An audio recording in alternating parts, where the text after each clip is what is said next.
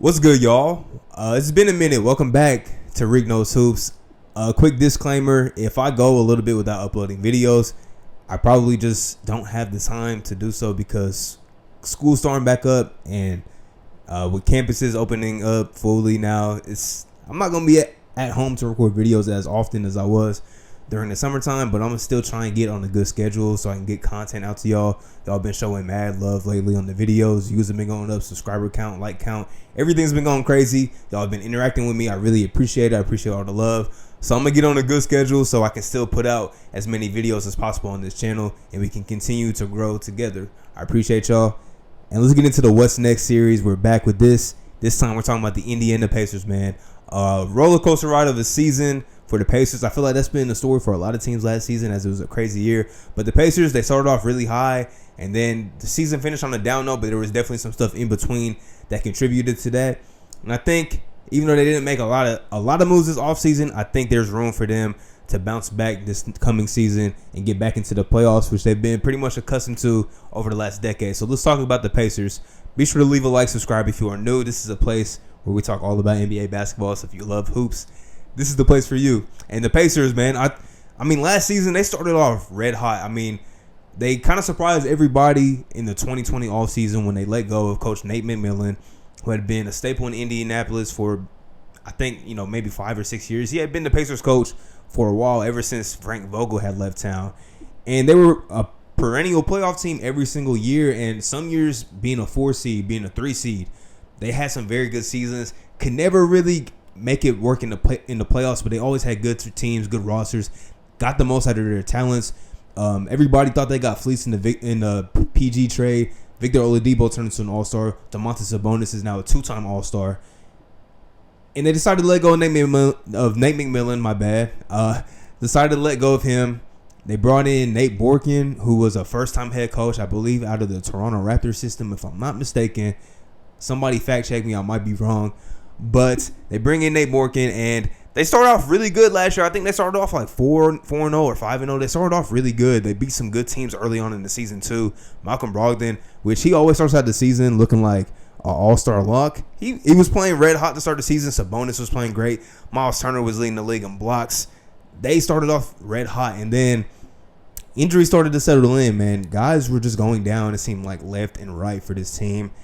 And that was just a theme all season long. And even when they made trades, they got rid of Victor Oladipo, get back Caris LeVert. Everybody's like, that is a stellar move for the Indiana Pacers. Then they found out Caris LeVert has a mass on his kidney, and he had to sit out so many games. And we didn't even know if he's going to be able to play basketball again this season or what his future looked like. Thank the Lord that Caris LeVert was able to recover, get healthy, and play games this season for the Pacers, and he looked really well when he was on the court. But that was just, scary, and that was just part of the storyline for the Pacers this season. A lot of injuries, man. Brogdon missed time. Miles Turner missed significant time down the stretch in the season when they're fighting for a playoff spot, and they ended up, being in the play-in, which is didn't really work out well for them. They ended up being in the play-in, did not work out well for them. It was tough. It was very tough for them.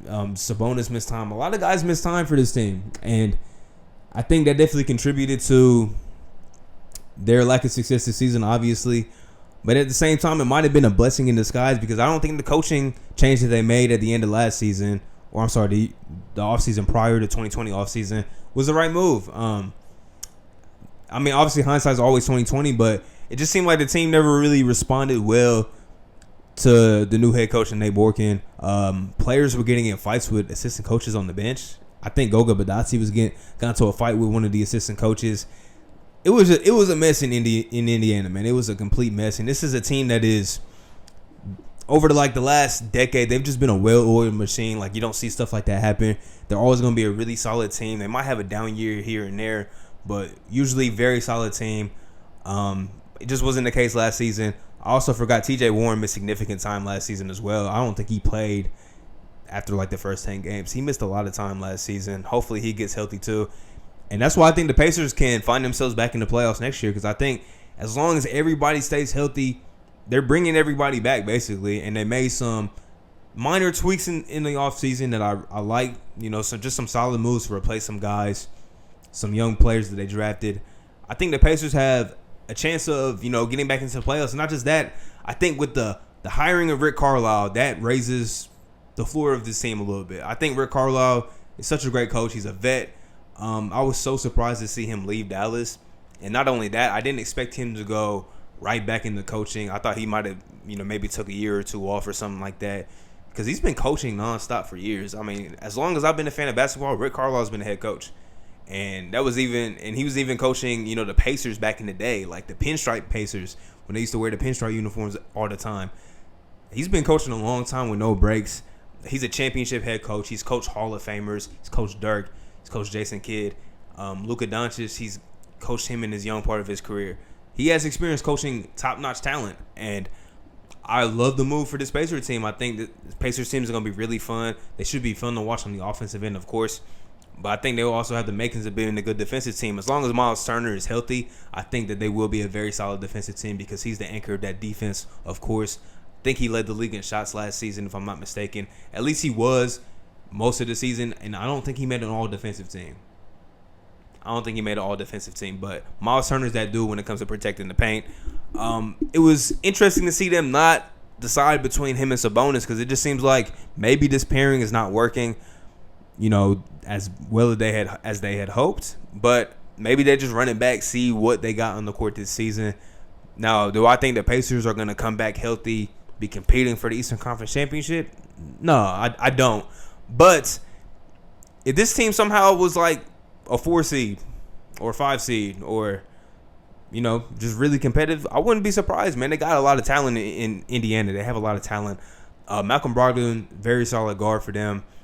He's had all-star caliber starts to seasons, and I think with the addition of Caris LeVert, I think Caris LeVert can be a go-to guy for this team on the perimeter, man. I want to see him a full season in Indiana under Rick Carlisle now, playing with Sabonis, playing with Miles Turner, with Malcolm Brogdon. Hopefully TJ Warren comes back. That's a lot of offensive firepower just right there. A bunch of guys that can get you 20-plus points on any given night. We've seen Caris LeVert go off for, nearly 50. We've seen TJ Warren drop 50 in the bubble. Malcolm Brogdon can have big games. Sabonis is just an all-around on the offensive side, a very talented player. He's a 2-time All-Star, obviously.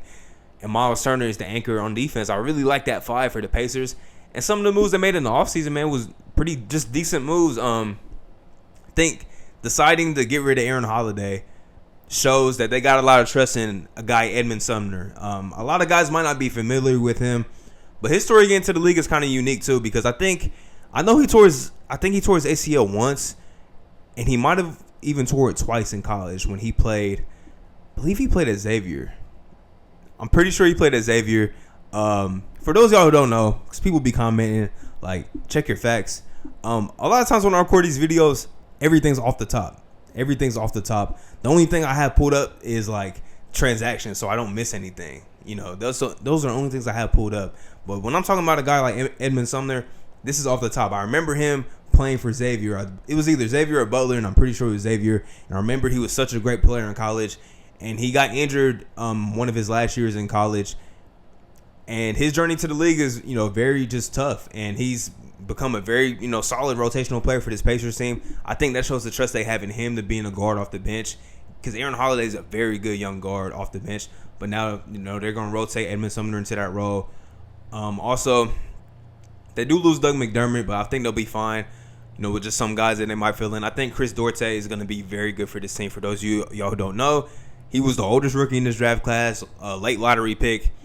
And I like this pick. This is a very Pacer-type pick, and not in a bad way, because Duarte is a dude I think is just going to be very, very solid. I think he's going to be like a Cam Johnson type of impact. I think, 3-and-D type of player. I think he's going to be very good for this team.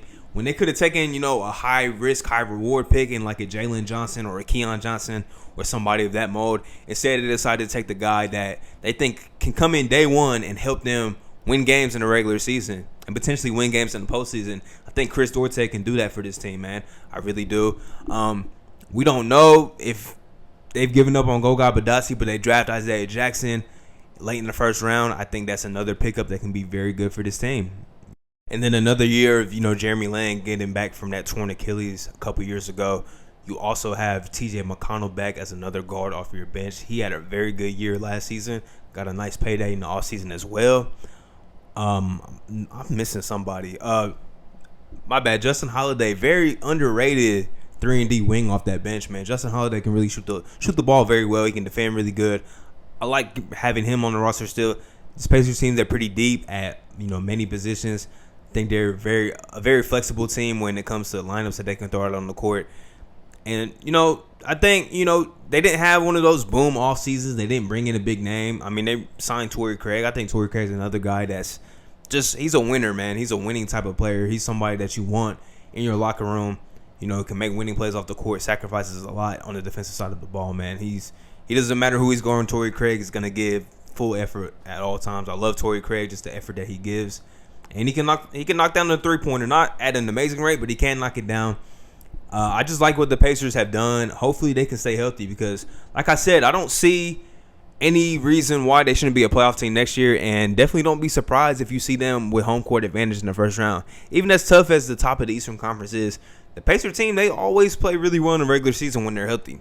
That's just the mold of this team, man. And it's just, they're not a championship team, though. That's just the thing. I mean, I just don't see them as a team that can contend to make the finals even. But I think they can give somebody, like they always do, a run in the first round for the most part. We'll see how they respond to Rick Carlisle. Hopefully it's a lot better than their last head coaching change. And like I said, health is wealth for this team. They got to stay healthy. And hopefully they do, because this Pacers, they're fun to watch. I've seen them in person like 2 times. Very fun team to watch. I really enjoy watching this Pacers team. They got, all-star caliber player Sabonis. I think Karis LeVert, not really a breakout season, but I think he's going to take another nice jump this season as far as, not just his numbers, but just performance on the court overall. I'm excited to watch this team. Let's see, how it pans out for them this season. I'm sure it's going to be better than last year. But I appreciate y'all for tuning in to this video. Once again, bear with me. I'm going to get on a decent schedule. Try and finish all of the what's next. I think we still got about half the league to go. A lot of young teams that we're going to talk about. Yeah, I appreciate y'all once again. Leave a like, subscribe, share the video if you want. Anything helps. But I'm out. Peace.